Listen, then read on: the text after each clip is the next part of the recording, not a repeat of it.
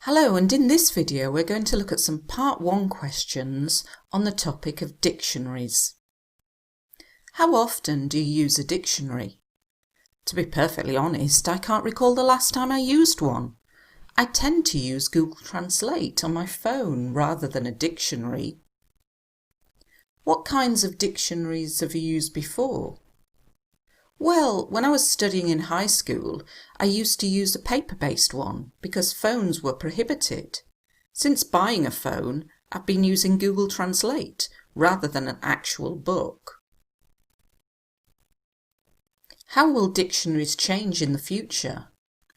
In the very near future, I guess that paper-based dictionaries will become a thing of the past. We are living in an electronic world and spend most of our lives on one electronic gadget or another, so we have access to online dictionaries, which will result in paper ones becoming obsolete. Do you prefer a paper dictionary or an electronic one? For ease and convenience, I have to say that electronic ones are better.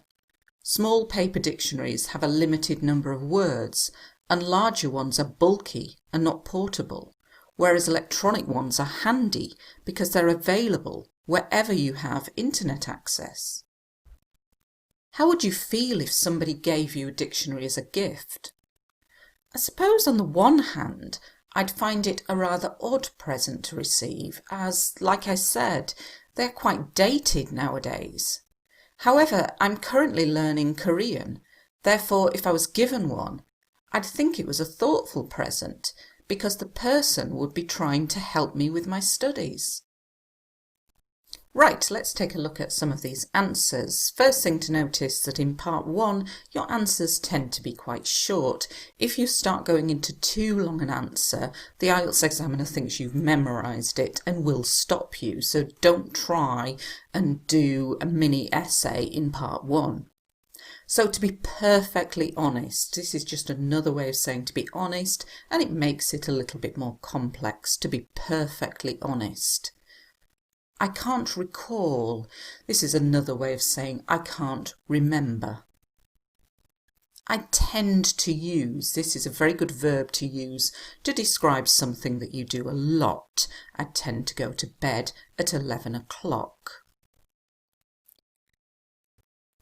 Well, so useful little filler word to start your answer. Don't use it in every answer though.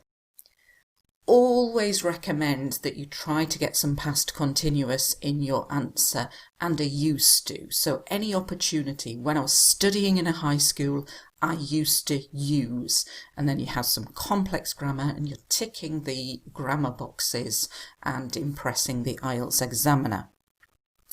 Instead of saying a paper dictionary, you can say a paper-based one. Phones were prohibited, very good complex grammar, and language. Prohibited means banned, not allowed. Good grammar here as well, because when we use since, or before, or after, we can follow it with a verb in the ing form. So since buying, since having.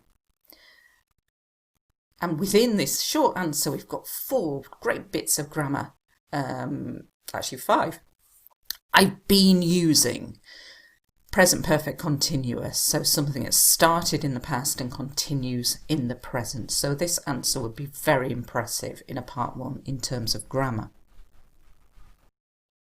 Instead of just repeating words from the question, such as in the future, try to change it, try to make it more complex. In the near future, or in the very near future, meaning soon. A thing of the past is something that no longer exists. So you can talk about, Xbox 360s are becoming a thing of the past. So things that are outdated and we no longer use. We are living in, so a good use of present continuous, because not many candidates use continuous tenses. So if you are good at them, get them in your IELTS speaking. One electronic gadget or another. So just a good way of saying on electronic gadgets. and you have access to. This means that you can use.